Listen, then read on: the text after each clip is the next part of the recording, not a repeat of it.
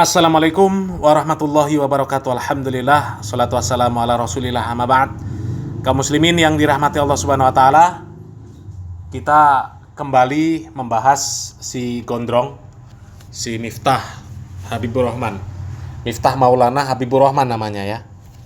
Kami mendapatkan satu buah video di mana di dalam video tersebut ada orang yang menanggapi statement si gondrong, si Miftah, yang menanggapi ceramahnya si Miftah ketika di Lampung kemarin. Ya, sudah cukup lama ya, tapi masih terus menjadi pembahasan. Dan ini yang memberikan tanggapan adalah orang PKS. Ya, menanggapi ceramah si gondrong di Lampung kemarin, yang si gondrong mengatakan bahwa dakwah yang menyenangkan itu adalah dakwahnya NU. Sementara dakwah yang menakut-nakuti itu adalah dakwahnya Wahabi. Dan Wahabi di Indonesia ini identik dengan PKS ya. Tapi sebelum menyimak videonya kaum muslimin, kami disclaimer dulu.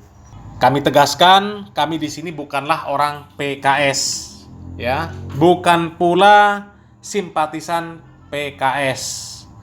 Kami hanya ingin mematahkan logika si Miftah yang memainkan isu-isu Wahabi, terkhusus dalam hal ini ada kaitan dengan PKS. Karena memang yang dituduh oleh si Miftah ketika di Lampung kemarin sebagai Wahabi itu adalah orang PKS ya. Dan si Miftah ini memainkan isu-isu Wahabi demi kepentingan perutnya ya. Jadi itu yang kita bahas, yang kita bantah ya. Kita ingin mementahkan logika si Miftah. Dan tanpa panjang lebar kaum muslimin, kita langsung saja simak videonya. Ceramah Gus Miftah di Lampung yang menyebut PKS sebagai Wahabi, dan karena itu sedang memframing Amin, bagian dari Wahabi ini, menunjukkan sesat cara berpikir.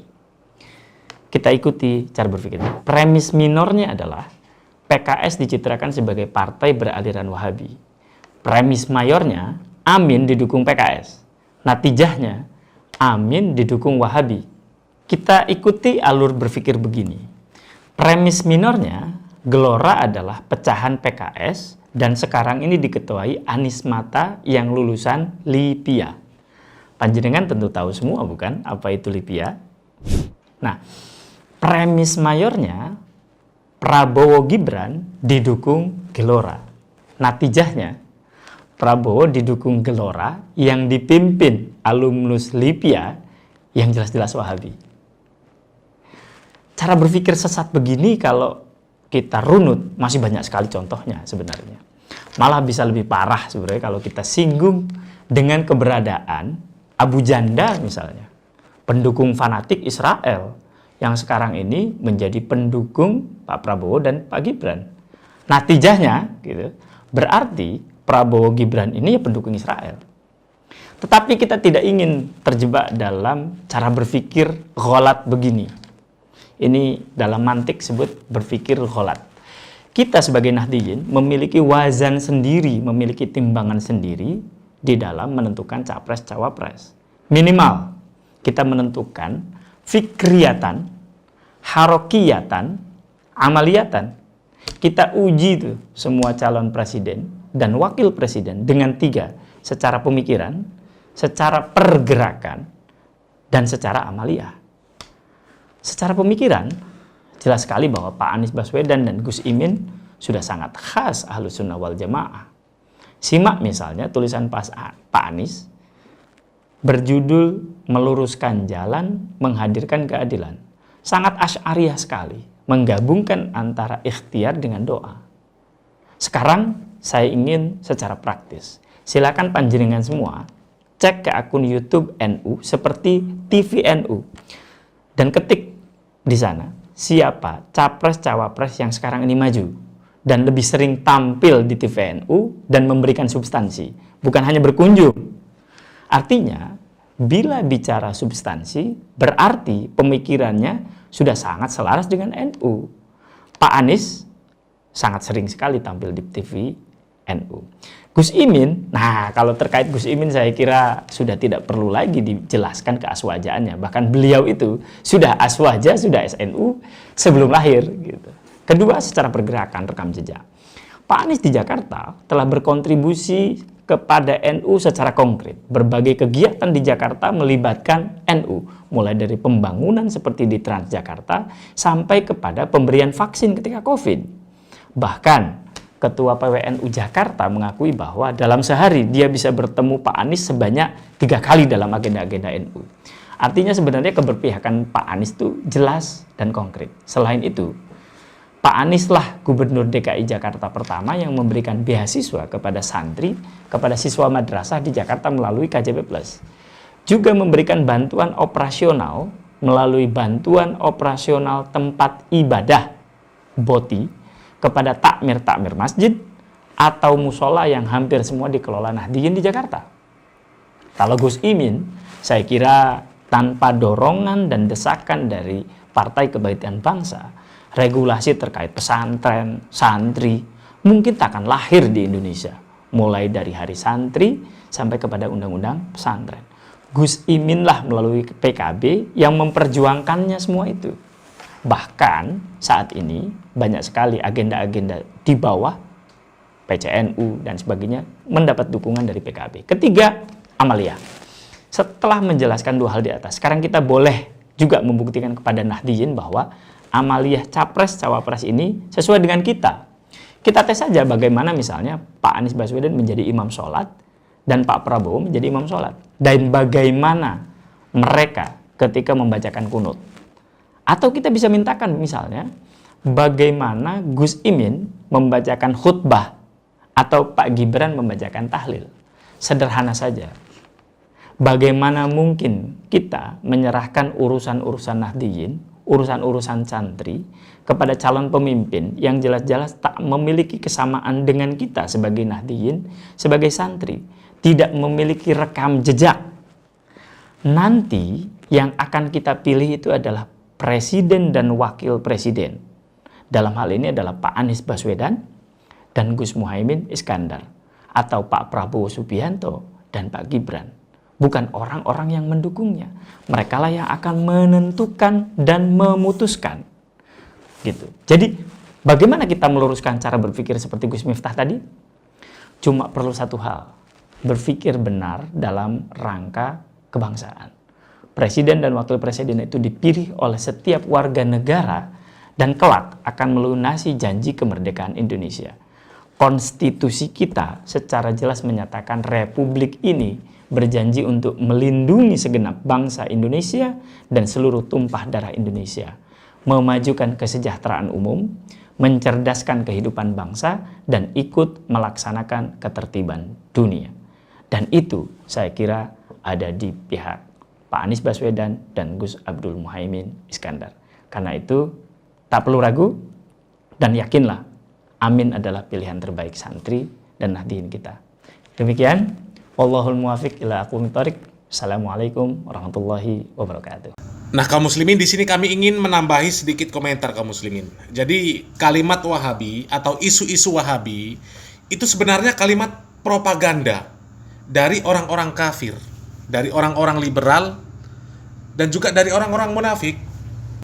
Dan tujuan dibuatnya kalimat Wahabi itu adalah untuk disematkan kepada orang-orang yang mengajak umat Islam ini untuk mengamalkan agama Islam ini sesuai dengan Al-Quran dan Sunnah, sesuai dengan pemahaman para salafus soleh.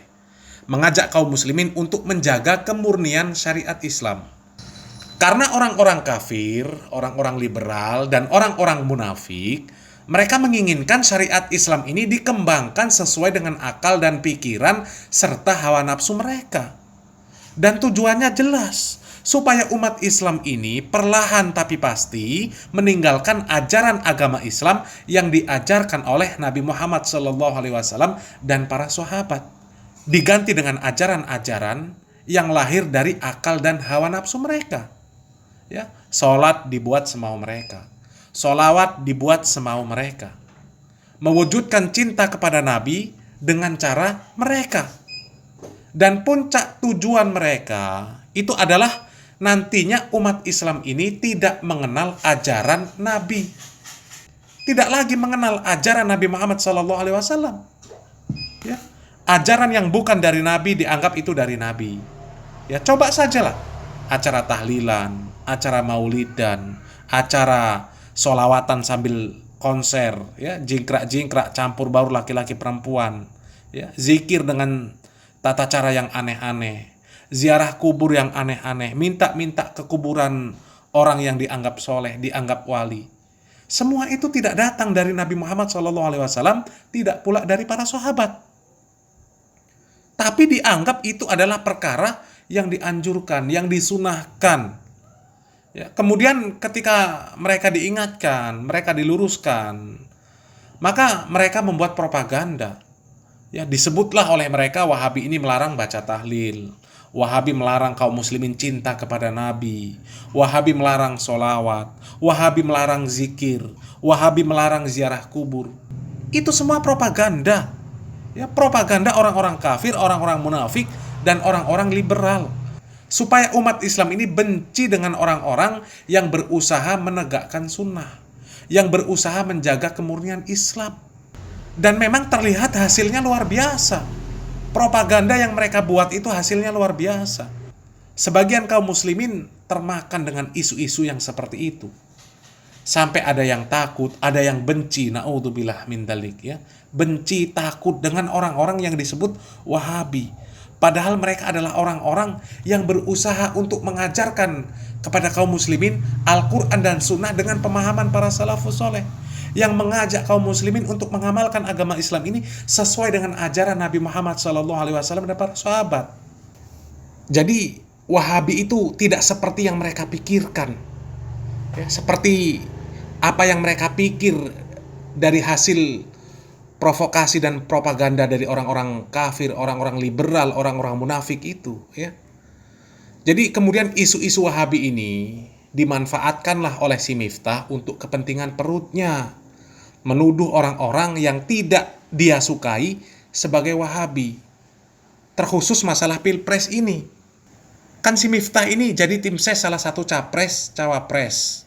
Jadi isu Wahabi ini dia pakai untuk menjauhkan umat Islam dari pasangan capres dan cawapres yang lain, khususnya Anies dan Muhaimin. Ini kan cara licik si Miftah, ya. Padahal secara fakta sudah disebutkan tadi, mana ada PKS itu Wahabi, mana ada pendukung Pak Anies itu disebut para Wahabi, ya. Jelas-jelas di sana isinya orang-orang NU semua, ya. Malah di kubunya si Miftah itu tempat kumpulnya orang-orang yang nggak jelas seperti Abu Janda, ya. Ya tahu sendirilah siapa dan bagaimana Abu Janda, kan. Jadi kembali lagi, ini cara licik si Miftah untuk memuaskan perutnya. Dan memang betul, ya, kalau dikatakan kalau si Miftah ini disebut orang munafik dan nggak pantas disebut ustadz, nggak pantas disebut kiai, atau disebut pendakwah, nggak pantas. Karena sudah jelas sifat si Miftah ini buruk, akhlaknya juga buruk. Mudah-mudahan simpatisan si Miftah ini segera sadar. Salam waras, salam akal sehat. Barakallahu fikum. Wassalamualaikum warahmatullahi wabarakatuh.